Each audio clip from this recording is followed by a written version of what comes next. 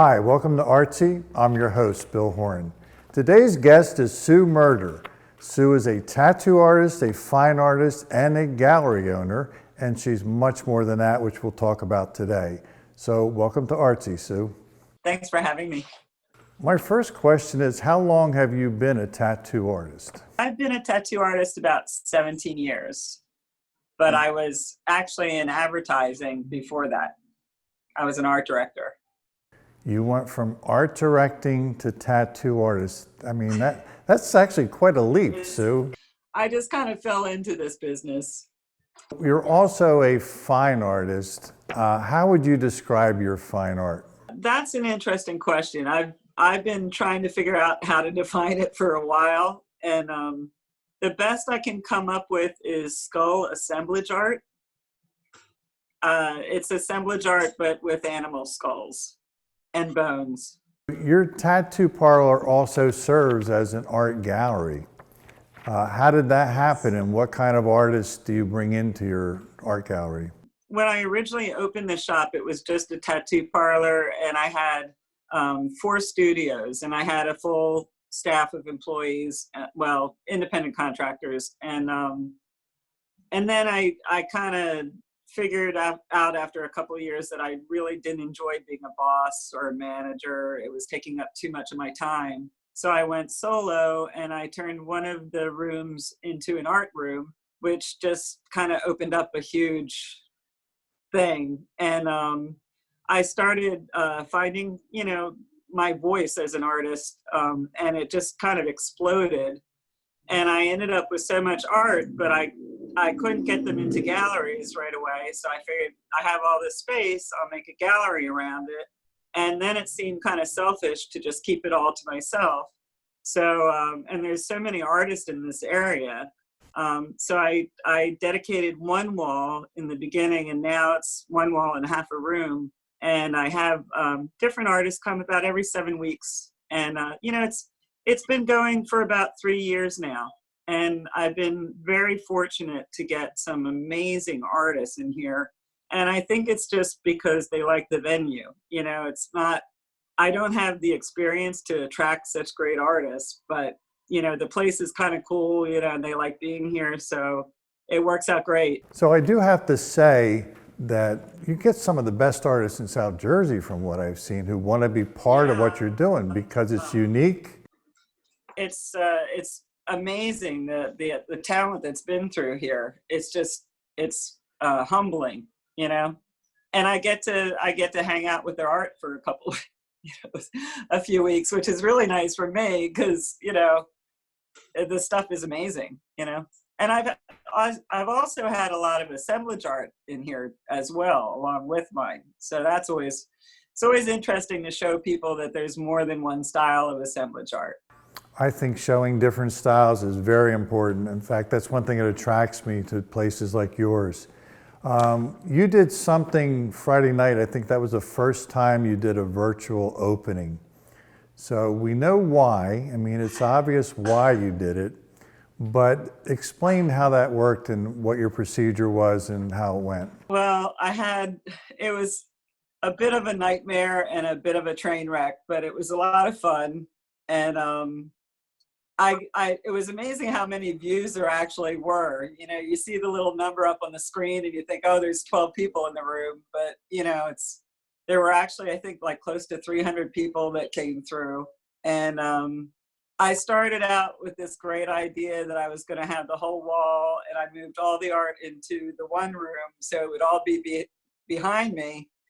And then I wanted to make up screens with everybody's information, their photo of their art, and their picture on it. So I was doing all that. And to tell you the truth, Bill, it felt like I was back in advertising with a terrible deadline. And I was so stressed. And I got everything together. And then I had a TV monitor that I was going to show the art on while I was talking and interviewing the people. And I put up the stuff on the screen, and everything was flopped. So all the information was reversed. So I had to change everything, and then people couldn't see it. So it ended up the TV monitor in front of the iPad with my phone in between, and me kind of poking my head in once in a while. So but we all had fun. Besides your art and besides everything else you're doing, you decided to do something to help out your community and people in general by making masks. So how did that come about? Well, that and buying supplies. I've been loading up my credit card with because as a tattoo artist, I have access to tattoo supply places, and we're used to using disinfectants and cleansers and stuff that kill, you know, bloodborne pathogens. So we have some pretty serious you know, cleaners and gloves and alcohol wipes and stuff like that that nobody can get a hold of. So I've just been every day they, you know, they only let you buy so much. So every day I just put it on my card. I've had so many people desperate for supplies, and I hate even rationing, you know, but I don't want to give everything to one person. But it's heartbreaking, you know, and you know, there's been a bunch of people that have helped me out, which is great. But I just have this system where I put stuff in a box, I put it outside the door, they pick it up, you know, I get the packages in, and it's, you know, it's been great being able to help, but it's just, you know, I wish I could do more.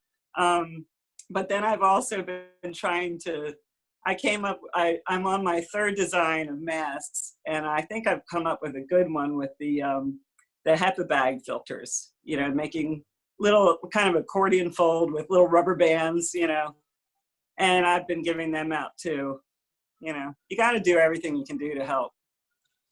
I saw the video you did on how to make the mask from the vacuum cleaner bag, and it was really well done. And it made it look very simple. It made it look like something even I could do. I saw a woman on somebody sent me a link of, you know, everybody's been trying to do this for the you know, the first responders and the nurses and everything.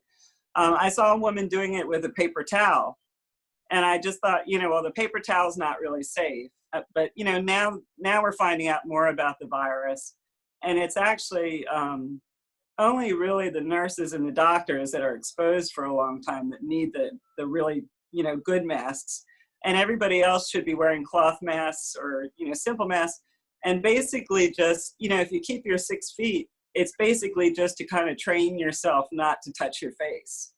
You know what I mean? So we're learning a lot more about the whole virus. And, you know, there's a really interesting link that I just posted on my my Facebook feed of a doctor in one of the New York hospitals that explained a lot of this, you know, this stuff very well.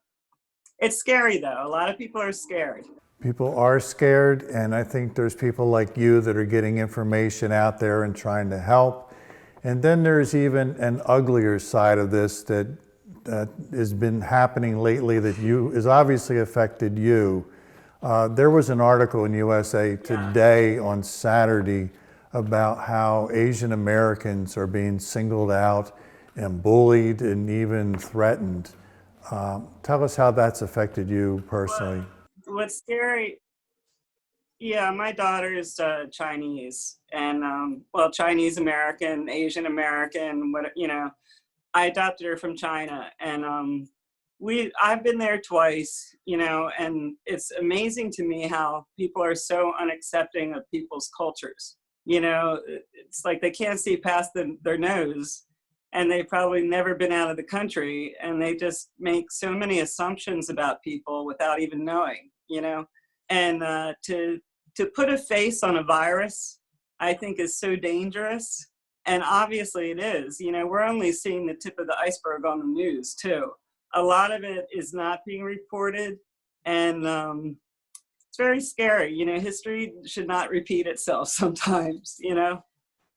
It's scary. I think people react, well, actually like 3 ways to a disaster. You know, some people just hide and they're in denial, and some people hate and point the finger, and then other people try to do positive things, you know, and think about their fellow man. I think artists in general are definitely stepping up We're still in, as you said, we're still in the early stages, but I think that people will rally and come together and keep doing what they can to make it better for everyone.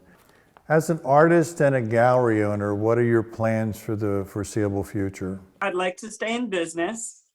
Yeah. I've been shut down, because I'm a tattoo shop. So money is an interesting challenge. I've been procrastinating on applying for a business loan for the last couple of weeks. I'm not good with business. Doing things like calling my the mortgage company, the insurance, trying to juggle the bills.